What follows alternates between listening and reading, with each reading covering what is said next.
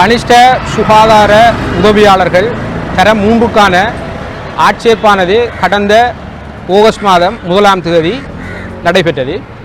அதன் அடிப்படையிலே சில கனிஷ்ட சுகாதார உதவியாளர்கள் கல்முனை வடக்கு ஆதார வைத்தியசாலைக்கு சுகாதார உதவியாளர்களாக உள்வாங்கப்பட்டு தமது கடமைகளை பொறுப்பேற்கவென 6/8/2026 ஆண்டு கல்முனை வடக்கு ஆதார வைத்தியசாலைக்கு கடமைகளுக்கு அறிக்கையிடவென சமூகம் அளித்திருந்தார்கள். ஆனால் அவர்கள் குறித்த சுகாதார உதவியாளர்களுக்கான உரிய சீருடையில் கடமைகளுக்கு வருகை தரவில்லை என்ற காரணத்தை கூறி வைத்தியசாலையினுடைய பிரதி பணிப்பாளர் உள்ளடங்கலான வைத்திய அதிகாரி, மேற்பார்வை அதிகாரி மற்றும் நிர்வாக உத்தியோகத்தர்களினால் அவர்கள் கடமைக்கு சமூகம் அளிக்காமல் கடமைகளை பொறுப்பேற்பதிலிருந்தும் வரவு புத்தகத்திலே கையொப்பமிடுவதிலிருந்தும் தடுக்கப்பட்டிருக்கின்றார்கள். அதன் அடுத்த கட்டமாக இன்று குறித்த வளாகத்துக்குள்ளால் தங்களுடைய கடமைகளை நிறைவேற்ற சென்றபோது அவர்கள் டிஸ்கிரிமினேட் பண்ணப்பட்டு ஓரங்கட்டப்பட்டு அவர்கள் தனியான ஒரு அறையிலே வைக்கப்பட்டிருந்ததோடு அவர்கள் வரவு புத்தகத்திலே கையெழுத்திடுவதிலிருந்தும் அவர்கள் தடுக்கப்பட்டிருந்தார்கள். இது தொடர்பான விவகாரம் பூதாகரமான போது நாங்கள் குறித்த பாதிக்கப்பட்ட அந்த பெண்கள், குறிப்பாக பெண்கள் பாதிக்கப்பட்ட எப்படி சொல்லலாம், இந்த விவகாரம் பூதாகரமான போது குறித்த சேவைக்கு உள்வாங்கப்பட்டிருந்த கனிஷ்ட சுகாதார உதவியாளர்கள், குறிப்பாக அந்த பெண்கள் எங்களை நேரடியாக அணுகி இது தொடர்பான சட்ட உதவியை கோரியிருந்தார்கள். அந்த அடிப்படையிலே நானும் சட்டத்தரனர் ருடானி சாகர் அவர்களும் வைத்தியசாலையினுடைய பிரதி பணிப்பாளர் டாக்டர் ஸ்ரீசங்கர் மற்றும் இன்னும் ஒரு வைத்திய அதிகாரி டாக்டர் ரஜீந்தர் ஆகியோரை நாங்கள் நேரடியாக சந்தித்து இது தொடர்பான விடயங்களை அவர்களிடம் கேட்டறிந்தோம். மேலதிகமாக இந்த விவகாரத்தை வைத்தியசாலை மட்டத்துக்குள்ளேயே ஒரு டொமஸ்டிக் மெக்கானிசத்துக்கூடாக தீர்த்து கொள்ள முடியுமான பொறிமுறைகள் இருப்பது தொடர்பாகவும் அவர்களிடம் ஆராய்ந்தோம். ஆனால் இதனை அவ்வாறு சுமூகமாக தீர்த்து கொள்வதற்கான பொறிமுறைகள் இல்லாமையை நாங்கள் அந்த கலந்துரையாடலின் பிற்பாடு நாங்கள் உணர்ந்து கொண்டோம். அவர்கள் இவ்வாறான ஒரு சுகாதார உதவி உத்தியோகத்தர்களுக்கான தனிப்பட்ட ஒரு சுற்று நிறுவனம் காணப்படுவதாகவும் ஆடை தொடர்பான சுற்று நிறுவனம் காணப்படுவதாகவும் அதனை கண்டிப்பாக அவர்கள் இணங்கியொழுக வேண்டும் என்று அவர்கள் எங்களுக்கு தொடர்ந்தேர்ச்சியாக வலியுறுத்தினார்கள். ஆனால் நாங்கள் அவர்களுக்கு 2019ஆம் ஆண்டு 6ஆம் மாதம் 26ஆம் தேதி பொது நிர்வாக அமைச்சினால் வெளியிடப்பட்ட சுற்று நிறுவனத்தை அவர்களுடைய கவனத்துக்கு கொண்டு வந்தோம். இது பப்ளிக் அட்மினிஸ்ட்ரேஷன் சர்க்குலர் 13/2010 உபபிரிவு ஒன்று, அதை நீங்கள் பார்க்கலாம். இந்த சர்க்குலரின் அடிப்படையிலே இந்த சர்க்குலரினுடைய உபபிரிவு 4 மிக தெளிவாக சொல்கின்றது. If there are officers who have arranged their clothing according to certain religious customs, such officers should be attired in the manner indicated in first above and use an additional clothing item to keep their religious identity. அந்த வார்த்தையை நான் மீண்டும் சொல்கின்றேன்.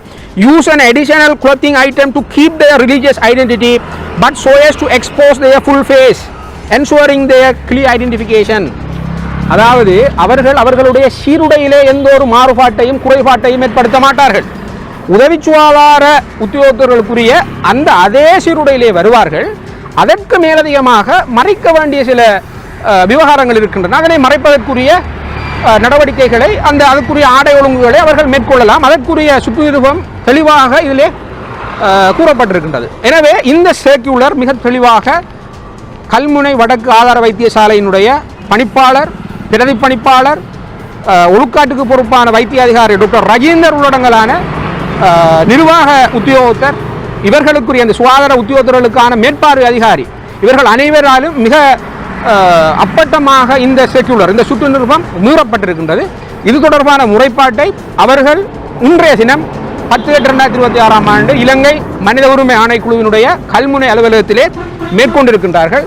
பிரதிவாதிகளுக்கான அறிவித்தல் கிட்டிய எதிர்காலத்திலே நாளை மறுதினம் அனுப்பப்படும், விசாரணைகள் மேற்கொள்ளப்படும், நீதி கண்டடையப்படும் என்கின்ற நம்பிக்கை எங்களுக்கு வலுவாக இருக்கின்றது. நாட்டினுடைய சட்டம், நீதி, ஒழுங்கு சட்டம், நீதி மற்றும் மனித உரிமைகளை பரிபாலிக்கின்ற இந்த நிறுவனங்கள் மீது எங்களுக்கு அசைக்க முடியாத நம்பிக்கை இருக்கின்றது என்பதை இந்த சந்தர்ப்பத்திலே நாங்கள் வலியுறுத்தி சொல்கின்றோம்.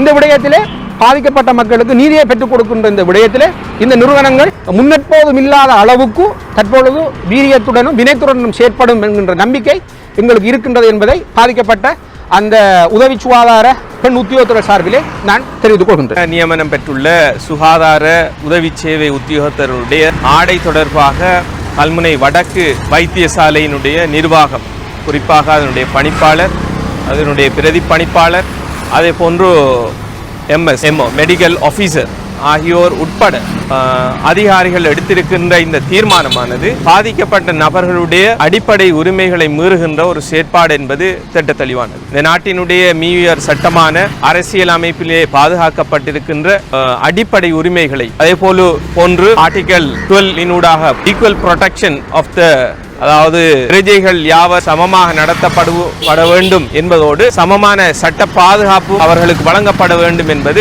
பாதுகாக்கப்பட்டிருக்கின்றது. அதனை மீறி எந்த அரசியல் எந்த அதிகாரிகளும் செயற்பட முடியாது. ஆகவே இங்கு அவர்களுடைய அடிப்படை உரிமைகள் திட்ட தெளிவாக மீறப்பட்டிருக்கின்றது. இது தொடர்பான விசாரணைகளை இலங்கை மனித உரிமைகள் ஆணைக்குழுடைய கல்முனை கிளை ஆரம்பித்திருக்கின்றது. அவர்களுக்குரிய பிரதிவாதிகளுக்குரிய அறிவுறுத்தல் நோட்டீஸ் வழங்கப்படும். அதன் பிறகு இது தொடர்பான விசாரணைகள் முழுமையாக நடத்தப்பட்டு நீதி கண்டடையப்படும். பாதிக்கப்பட்ட நபர்களுடைய அடிப்படை உரிமைகளை பாதுகாப்பதற்காக இது தொடர்பான நீதிமன்றத்திலே விசேட வழக்கொன்றினை, அடிப்படை உரிமை மீறல் வழக்கொன்றினை தாக்கல் செய்வதற்கான ஏது காரணம் இதில் காணப்படுகின்றது. எதிர்காலத்தில் அப்படியான ஒரு சட்ட நடவடிக்கை தேவைப்படுத்தப்படுகின்ற போது அதனை எடுப்பதற்கான முகாந்திரம் இந்த வழக்கிலே இருக்கின்றது என்பதை தெரிவித்துக் கொள்ளுங்கள்.